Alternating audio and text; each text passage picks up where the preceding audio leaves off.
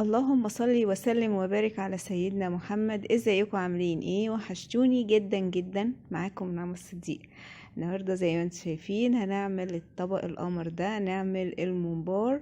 هنعمله بطريقة بسيطة وسهلة جدا، ولا بقى قمع ولا بإزازة ولا اي حاجة. هنعمله بكل سهولة والطعم خرافة.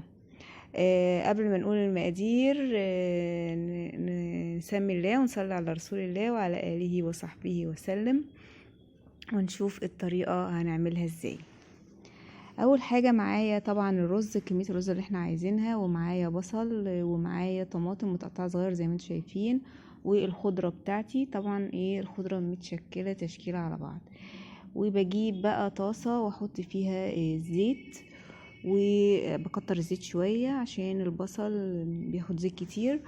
والبصل برضو بكتره، انا بحب المحشي او اي حاجة فيها محشي يعني بتتعمل، يبقى البصل بنكتره والخضرة بنكترها، وبرضو الطماطم. طبعا البصل بقلبه شوية كده في الزيت على النار. طبعا مش بيتحمر ولا حاجة، هو بس بيتقلب كده لحد ما يدبل شوية. وبعد كده بنحط الطماطم بتاعتنا اللي متقطعة صغير دي. انا بحب اعملها بالطريقة دي، مش بعصرها يعني.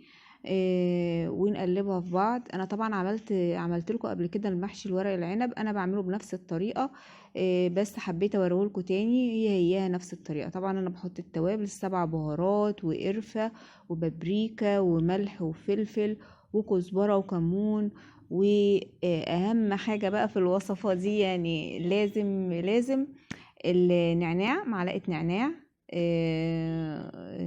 بيديها طعم حلو جدا. وكمان القرفة بتاعتي، اللي انا بحب القرفة في حاجات كتير. وبعد كده بقى بنحط الرز على الخلطة دي ونقلبه كويس جدا.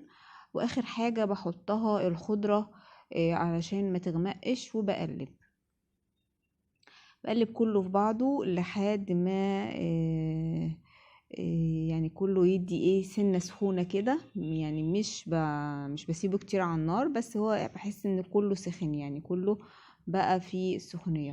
طبعا نسيت اقول لكم ان انا بحط كمان صلصة. الصلصة دي مهم جدا عشان تديها اللون الاحمر الجميل، لان طبعا زي ما انتم شايفين ان انا بقطع الطماطم صغير، ما بتديش اللون، فبحط صلصة وبكتر الصلصة، وبتبقى الطعم جميل جدا. يعني ده اللي الخلطة دي بتنفع لأي نوع محشي، يعني محشي ورق العنب، محشي الكرنب، أي نوع محشي تنفع الخلطة دي، وبعملها فيها. طبعا الممبار في ناس بتحط فلفل أخضر يعني أو حراق شوية عشان تديله طعم فيه سبايسي يعني. برضو زي ما تحبوا كده. أنا خلصت الخلطة. هجيب بقى الممبار بتاعي. طبعا انا بقوم جايباه غسلاه كويس جدا جدا من ناحيتين وبقلبه.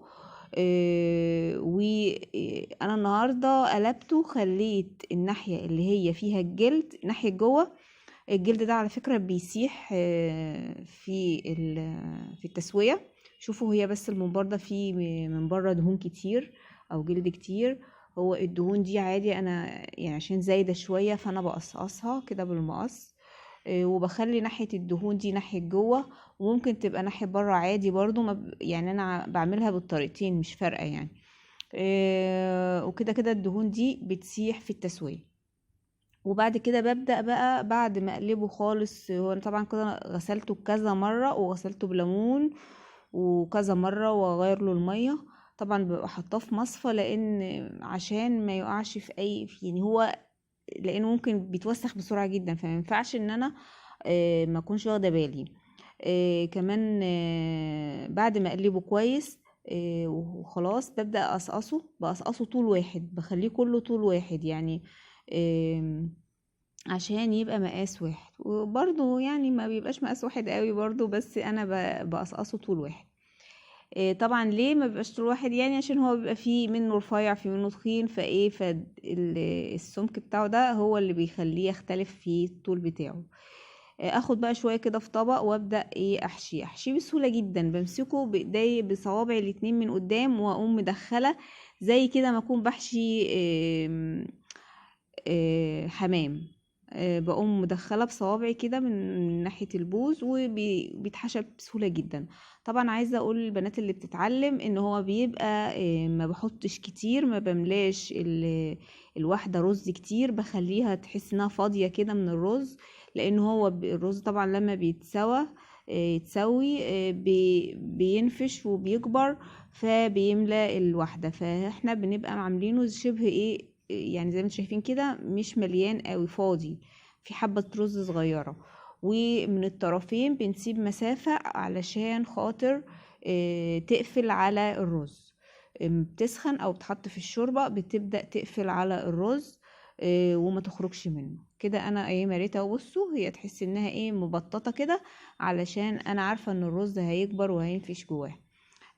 برضو بعمل واحدة تانية برضو عشان اوريها لكم. طريقة سهلة جدا جدا واي حد يعرف يتعلمها بسهولة.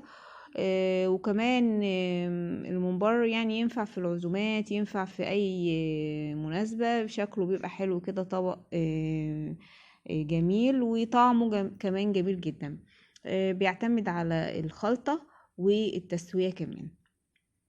طبعا لو عايزينه سبايسي زي ما قلت لكم بتحطوا قرن فلفل بتخرطوه مع المحشي، او بتحطوا او بتقطعوه صغير خالص. بعد كده انا خلصت اهو كله. هبدا اجيب ميه سخنه على النار بتغلي، واحط ورق لوري وحبهان وممكن قرنفل. طبعا انا مش هحط اكتر من كده لان انا الخلطه بتاعتي اللي في الرز فيها كل التوابل. ابدا بقى احط واحده واحده كده. وبعد ما احطهم كلهم بوطي النار وبسيبه ساعة الا ربع. بصوا لو الساعة الا ربع دي بتخليه بيقطم وطري جدا ومفيهوش اي شد او اي حاجة. فانتوا ساعة الا ربع او ساعة الا تلت يعني اقل شيء ويستوي. هو كده استوى، بسم الله ما شاء الله، تحفة. القطة بتاعتي معلش كانت طالعة تاكل. بعد كده بقى هجيب طاسة على النار احط فيها زيت، ابدأ احمره. طبعا برضو ليك الحرية تحمريه في زيت تحمريه في سمن زي ما انتي عايزة يعني، مش هتفرق. وانا بحمره في زيت عشان بيتقرمش شوية. بعد كده احط حبة ملح كده على الوش عشان خاطر الزيت بس ما يطرطش. وكده نكون طبعا وصلنا لقرب النهاية يعني. خلاص انا بدأت احمره، واوريكم بقى شكله وهو متحمر بيبقى خرافة، والله العظيم شكله يفتح النفس. وهو بيحط طبق كده لو عاملة عزومة صنف من الاصناف، حلو جدا وجميل وناس كتير جدا بتحبه وسهل، ما هو صعب خالص. بصوا لونه تحفة ذهبي. وادي شكل طبقنا بعد ما خلص. ارجو ان وصفة النهاردة تكون عجبتكم. ما تنسوش تعملوا لي لايك سبسكرايب والشير وتفعلوا الجرس عشان يوصلكوا كل جديد، وتقولوا لي تعليقاتكم، لان التعليقات بتاعتكم دي هي اللي بتخليني انزل فيديوهات وبتحفزني وتشجعني. السلام عليكم ورحمة الله وبركاته.